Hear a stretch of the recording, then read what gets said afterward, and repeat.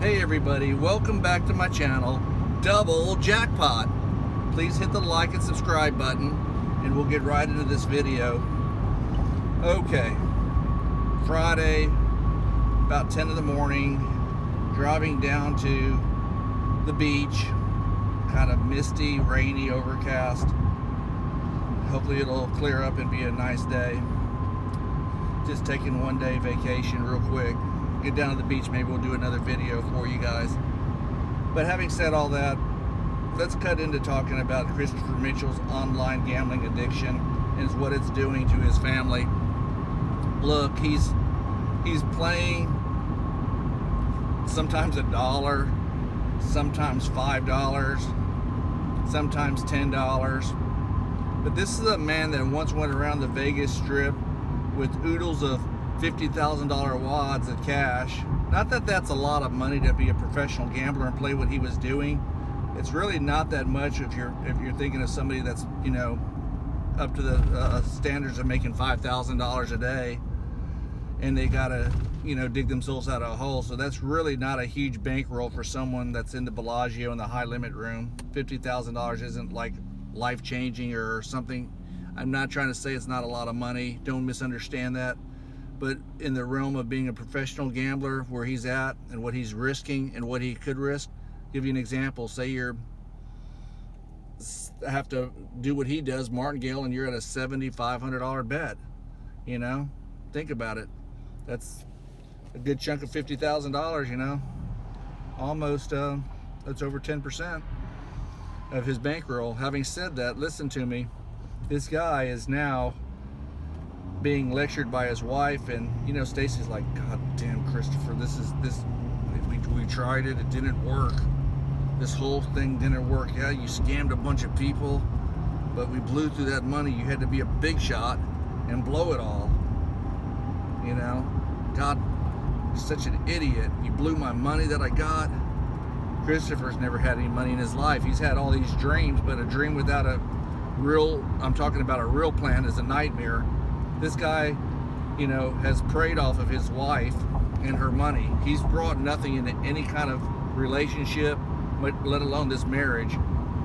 You know, look at the moving van. He literally moved his family across the country in a U-Haul with nothing but a bunch of cats and clothes. You know, Christopher's over there now playing online baccarat or online roulette, and watching that is just literally, I mean, it's hard to watch. It's not even entertaining, it's sad. I'm watching this guy. You can see that $80 bet. He's not only praying that the bet wins so he can replenish the chunk of his bankroll. You know, that $80 bet, let's call that was depending on where he was at the time, 20% of his bankroll on one bet. This is a guy that doesn't, he's a guesser. And that's what Stacy's understanding. My husband has problems. No doubt about it, Stacy. Your husband's got a gambling addiction. You can feel the tension in the air. I mean, he can't let the YouTube videos go. He can't stop. You know, he won't stop until you and Champers leave. And then he's gonna kind of wean off it. When you left like 3 weeks ago, it split. And then, you know, he bought the car, so he says, and your dad was in town. Dad sat down and played cards with him, but never wanted to do a video with this guy. Makes sense though. Not dogging your father because of that, if it even happened, because I don't believe it happened. You know, it's so easy to say Stacy's parents are in town and it all looks like a happy, rosy, you know, family, but you know, we all know better. For every time Christopher says something, like I said, it's always an alibi. It's always trying to smooth a mess over. And let me tell you, you got these bets of $5, $10. You're sweating those out, Christopher, and you can say, you know, I can tell you're sweating them out because you say stuff like, this is only for entertainment purposes. Nobody gives a shit about your watching it. You're trying to get on a major run and trying to make it look easy, and it's not easy, people. Gambling's not easy. I could give you all strategies, but you know what? I don't even believe in strategies, because there's really, you can look, here's a strategy for you guys. I'm surprised he hasn't tossed this one out there yet, and it's negative expectation. This is just a strategy. I've seen it played. You play and you can reverse this, you know, I'm just giving you an example. You play 1 through 18, 2-to-1 odds, and then you play the third dozen, 2-to-1 odds, 3-to-1 odds, my bad. And you're always hoping to hit the dozen, because you're going to get your money back. If you you're going to win one or lose one. You're going to cover 1 through 18, and then you're going to cover 24 through 36. You're basically only going to lose if it lands on numbers 19 to 23. Can it happen? Absolutely. Can it wipe you out? Absolutely. And you're going to be playing a long time to win very little, you know. So people, don't play the strategy. I'm just saying there's other strategies that are just as good as Christopher's, you know.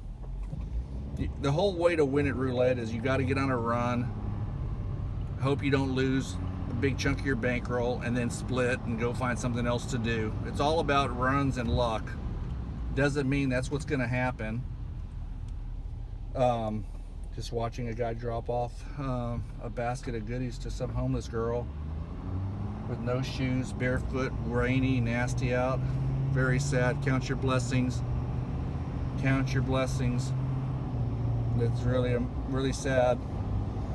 This lady's overcast, probably 65 degrees out, wet, rainy, no shoes on, at a busy intersection, and a guy in a car just handed her a bag of necessities.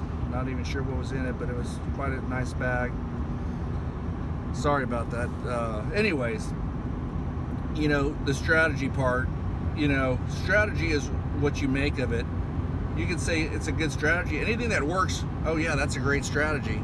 I played red and black and guessed right. Great strategy, you know. But no matter what you play, as Card Sharks alluded to on every one of his videos, that's the percentage. That's the percentage that that it has to land on. And all it takes is, just as it takes to get on a streak of good luck, you can get on a streak of bad luck. That's life.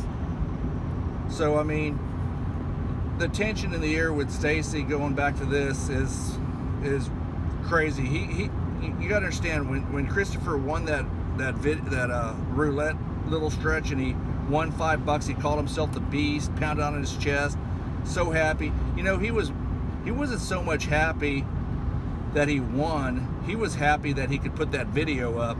He doesn't realize how stupid it looked. I mean, he didn't understand how stupid it looked. I mean, him and Stacy, I mean, she knows her husband's got an addiction, and there's nothing worse when a significant other or a family person knows you have an addiction and you're not doing anything about it. You know it's ruining your life. You know how much money it's cost you. I mean, when you got a good thing going, such as all the comps, penthouse suites, that's where you were suckering people. People thought that was glitz and glamour. That's where you really had a chance of luring people, Christopher. Is all that bullshit that you put up there, all the flashing the money. That's what looked good to people, but that's gone. You probably had 1 or 2 bad nights. It happened so fast. We could see it as viewers, but it probably happened one night. You probably had a couple of drinks in you, your lemon drops, and your wife drinking like a fool. And when you're drinking and gambling and enjoying the freebies, you don't realize how much that stuff's costing you. I'm telling you guys that gambling is not the way to wealth. If that's what you're doing and that's what you think, I want you guys to look real close at his lifestyle. It's sad. I don't wish that on anybody. The biggest loser in that, besides the child, is Stacy, because she came in a year ago. I support this and I support that. You can see her body language, and you can see the way she is. She's pretty sick of this crap, because hey, that's a lot of stress playing roulette all day long. I don't care. matter of fact, I'd rather have a 9 to 5 than sit around in an apartment playing roulette. His little apartment is nothing special either. He thinks that's a high rolling lifestyle. Woo, that ain't crap, Christopher. You know, that ain't nothing. Plus, not one thing in there is yours, and that place ain't yours. So a year's passed, Christopher, and you've still probably renewed the lease, and life has not gotten any better. Actually, you've lost more money. The book, the little kitty book you posted with all the little pictures and cute little illustrations, so freaking retarded, you know. You can't sustain that. It's just dumb. You get the Dumbass of the Year award on the book.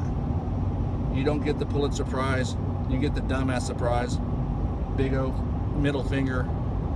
Guys, I'm not going to really harp on cryptocurrency today, especially when you go to trading platforms and they halted trading.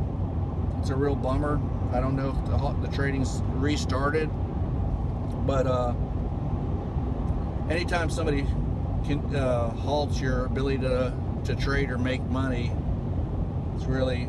can really affect the outcome of anything. I mean, it's wrong, but there's nothing I can do about it right now. But I guess my point is, follow Dogecoin.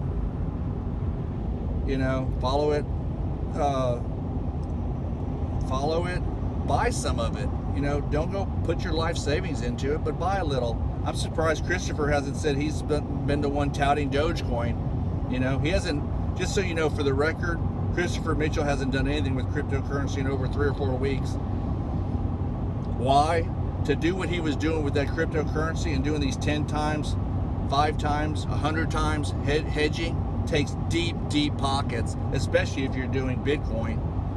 It takes deep pockets, and that's probably the only currency you can probably do it with, because it's the only cryptocurrency that has crazy value. Yeah, I know Ethereum's up to 2,300, but Bitcoin, last time I checked, was 63,000, and you're hedging on that. First, you got to be a gambling degenerate to do that, because just as you're hedging it to go up and go down, it's happening so fast. I don't care how. Don't do that. Play his stupid roulette strategy before you go trading cryptocurrency with hedging it, unless you just have crazy stupid money and it doesn't matter to you. You know, everything's relevant to your tolerance for risk. That's why I say, you see somebody in Caesar's Palace playing $10,000 a hand, and you're used to playing $5 or $10 a hand. Just know if he's worth, and he could be a degenerate that's broke too, but I'm just saying, everything's relevant to what you have. You know, to a homeless people, some people playing $5 at blackjack, they think they're crazy. You go by somebody in Caesar's Palace and they're playing $10,000, $15,000 a hand. You don't know if they have that to win or lose. Always remember that. You think, oh my God, this guy's loaded. You don't know that. You know how many people I've seen that have no money, that are gambling degenerates, that will do that? Quite a few. And I'm not picking on you guys. Actually, I'm very sad for you guys, because it's a dark place when you're losing. That's why I'm saying I'll reach out and talk to each and every one of you guys if you have a gambling addiction or you just need somebody to talk to. I have no problem with that at all. Anyways, the video's gone a lot longer than I thought. I got to get to my destination, and I will update y'all on a video this afternoon. Have a good day.